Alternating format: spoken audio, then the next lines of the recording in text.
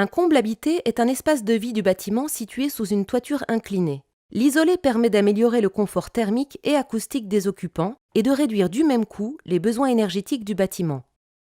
L'isolation de la toiture peut être réalisée par l'intérieur ou par l'extérieur. L'isolation par l'intérieur est particulièrement intéressante lorsqu'il est possible d'isoler entre les chevrons pour conserver au maximum l'espace habitable.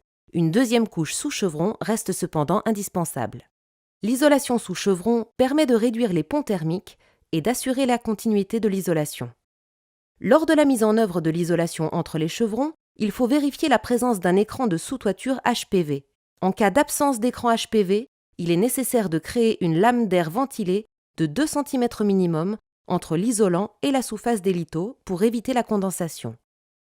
En isolation par l'extérieur, les travaux sont réalisés en dehors du comble. L'aspect initial de la charpente est conservé et l'espace habitable n'est pas diminué. Il existe 2 principales techniques d'isolation par l'extérieur. Le sarking, qui permet d'envelopper d'isolant de manière continue toute la surface de la toiture en contact avec le comble et de diminuer considérablement les ponts thermiques structurels. Et les panneaux autoportants, qui assurent d'un même tenant le rôle de parement intérieur, d'isolant et de support de couverture. Ils sont conçus pour reposer directement sur les pannes. Leur mise en œuvre est plus rapide que le sarking, mais peut nécessiter des engins de levage. Les techniques d'isolation extérieure sont aujourd'hui en plein essor.